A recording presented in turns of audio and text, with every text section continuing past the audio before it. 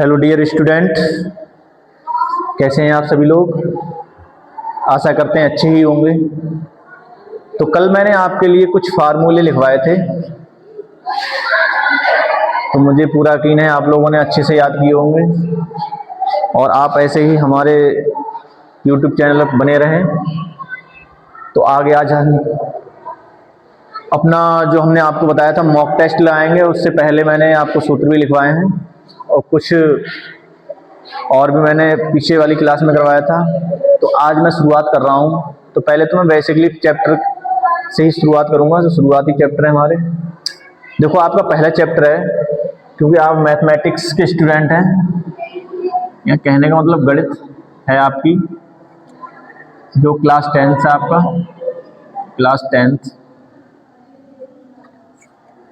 अब इसमें जो है सबसे पहला चैप्टर है भाई, इसमें आता है सबसे पहले कुछ सवाल ऐसे होते हैं जो गुणनखंड विधि, जो हम गुणनखंड विधि द्वारा बोलते हैं कि इसे गुणनखंड विधि द्वारा कीजिए।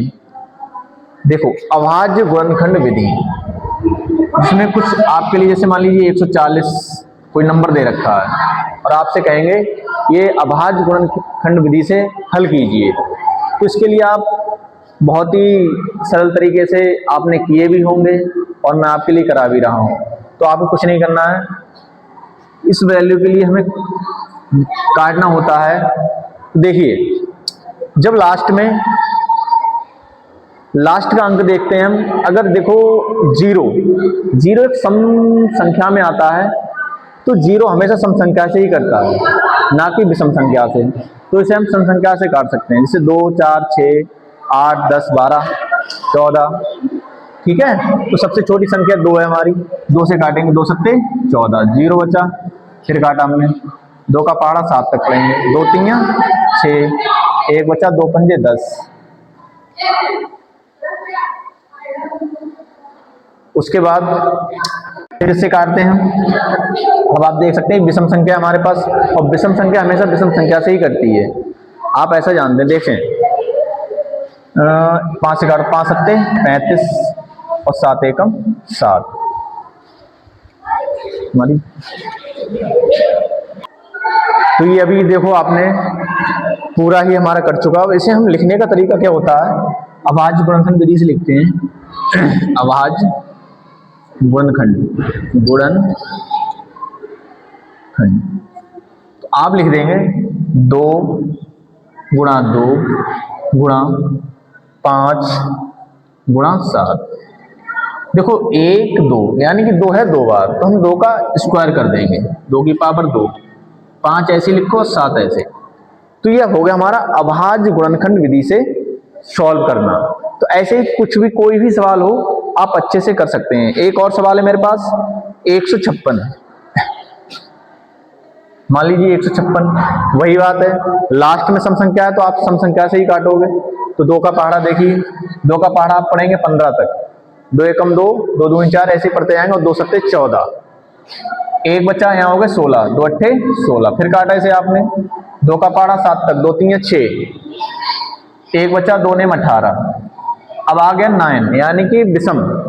अब 3 से कटेगा ये, 3 एकम 3 और 3 तीन 9, 13 आप जानते हैं 13 से कटता है, 13 एकम 13। अब इसके अभाज्य गुणनखंड क्या हो जाएंगे, देखिए अभाज्य गुणनखंड इसके, अभाज्य गुणनखंड, तो आप लिख देंगे इसे 2 गुणा 2 गुणा 3 गुणा 13। तो वही बात, 1 2 यानी कि 2 का स्क्वायर कर देंगे आप, गुणा 3 गुणा 13, और ये हमारे अभाज्य गुणनखंड हो जाते हैं। तो इसी प्रकार कोई भी अभाज्य गुणनखंड पूछे तो आप अच्छे से निकाल के दिखा सकते हैं। कभी कभी जब इजी पेपर आता है तो ऐसा पूछ लिया जाता है, इसलिए मैंने आपके लिए कुछ 1-2 सवाल करा दिए।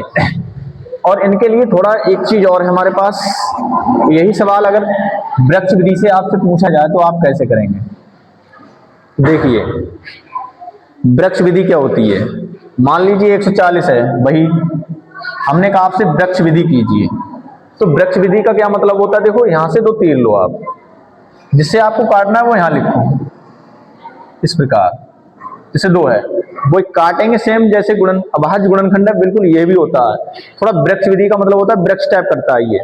2 का पारा आप पढ़ेंगे 2 सत्ते 14, यानी वही चीज आ जाएगी आपकी, कितना था 70, 2 सत्ते 14, 0 बचा। फिर अब ये वाला है, इसमें भी करेंगे आप 2 से काटा आपने, इसका आधा करा, 2 35 आया था। फिर इसे काटेंगे विषम, यानी कि 3 से कटेगा नहीं, 5 से काटेंगे, तो आप इसमें लिख देंगे 5, अब 5 सत्ते 35, 7 आ गए।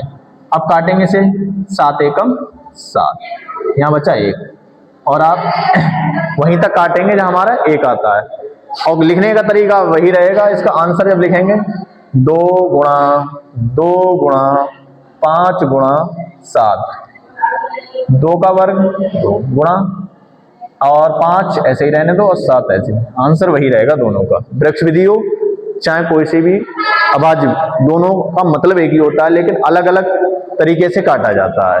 तो ये अभाज्य गुणनखंड विधि से कुछ सवाल थे जो मैंने आपको बताए, इन्हें आप बहुत अच्छे से कर लेना, आपको इनमें बहुत ही बेनिफिट मिलने वाला है। ऐसे ही काफी सवाल हमारे पास होते हैं जो हम कर सकते हैं। उसके बाद इसे हम हटाते हैं। अब देखो मेन चीज आती है भाई हमारी HCF और LCM, ये बहुत ही जरूरी है। HCF और LCM, जिन बच्चों को पता है तो इसकी फुल फॉर्म मुझे लिख के कमेंट करो, और नहीं पता है तो मैं आपको बताता हूं। देखिए HCF इसका मतलब होता है highest common factor, high HIGHT, high लिख दो, high highest common factor, FACTOR, highest common factor होता है। HCF ये होता है lowest common multiple, lowest common multiple, MULTIPL,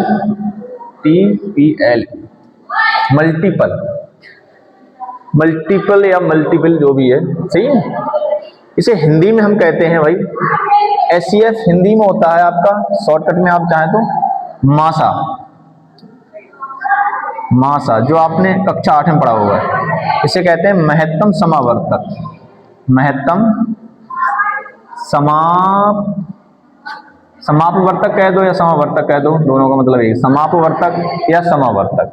और LCM यानी कि LCM होता है हमारा लासा, लासा जिसे हम कहते हैं लघुत्तम समावर्तक, लघुत्तम समावर्तक, लघुत्तम समावर्तक। इनकी फुल फॉर्म हमको आनी चाहिए और इसकी हिंदी भी पता होना चाहिए, और इसकी मतलब फिर कंडीशन हम इसे निकालते कैसे हैं वो मैं बहुत अच्छे से आपको लिए बताऊंगा। तो दोबारा फिर समझ लें, HCF और LCM। HCF मतलब मासा यानी महत्तम समावर्तक, LCM यानी कि लासा लघुत्तम समावर्तक। तो इन दोनों शब्दों को आप अपने दिमाग में बिल्कुल ही बहुत अच्छे से उतार लें, क्योंकि इनका बहुत ही अच्छा रोल होने वाला है, और हर साल HCF LCM में से एक सवाल पूछ लेता है बोर्ड एग्जाम में, इसलिए आप लोग ध्यान से इसको देखते रहें। अब देखो HCF और LCM का मतलब क्या होता है।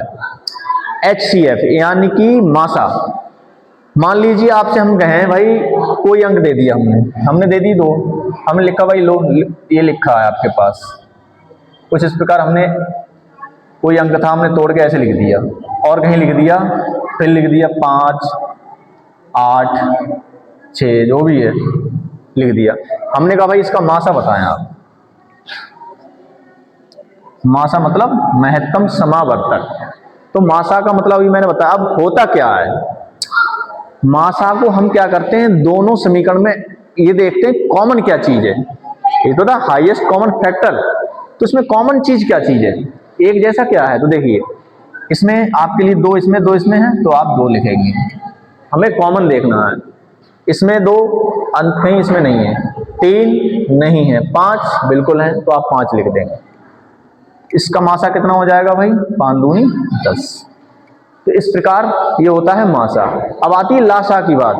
तो लासा में क्या करते हैं भाई, मान लो इसी से हम निकालें, हम कहें आपसे लासा बताएं आप, तो लासा क्या चीज है? देखिए, लघुत्तम समावर्तक, पहले तो वो चीज जो हमें कॉमन मिले, यानी कि दोनों में कॉमन देखेंगे कॉमन क्या है, और उसके बाद जो बचता है उसे भी लिख देते हैं हम। कैसे? देखिए, मान लीजिए हमको 2 कॉमन मिला तो हमने दोनों लिख लिया। अब मान लीजिए कॉमन क्या है? 5, तो हमने 5 भी लिखा। अब हमने जो कॉमन थे वो तो लिख लिए, लेकिन ये इसका मतलब होता है जो कॉमन थे आप वो भी लिखो, और जो बची है आपकी वैल्यूज वो भी लिखना पड़ेगी आपको। तो आप देख सकते हैं मैंने इसमें 2 लिखा, 2 आ गया इसका। अब इसमें 2 बचा है और 3 बचा है, वो भी लिखेंगे आप। ठीक है, 2 3 लिख लिया, और इसमें क्या बचा भाई? 2 लिख गया, 5 लिख गया, 6 और 8 बचा, तो आप 6 और 8 लिख दें, 6 और 8। अब कुछ नहीं करना, गुणा करनी है, आंसर आ जाएगा हमारा। देखिए 2 पंजे 10, 10 दूनी 20, 20 तियां 60। छोटी छोटी गुणा कर लो अगर आपको नहीं आती, जैसे 2 पंजे 10 है ना, 10 दूनी 20, 20 तियां 60 आ गया, यहां तक आपने कर ली। और 6 अट्ठे 48। अब 48 गुणा आप 60 से करोगे तो क्या करोगे आप? 0 का 0 लिख लो। 6 अट्ठे 48, 6 अट्ठे 48 के 8, हाथ से लगे 4, 6 चौक 24, 24 और 4, यानी कि 6 अट्ठे 48 के 8, 6 चौक 24 और 4 28। कहने का मतलब इसका आंसर आ जाएगा 2880। तो इस प्रकार हम लासा और मासा बहुत ही अच्छे से याद कर सकते हैं, जो आपकी बुक में सवाल होंगे सबसे पहले।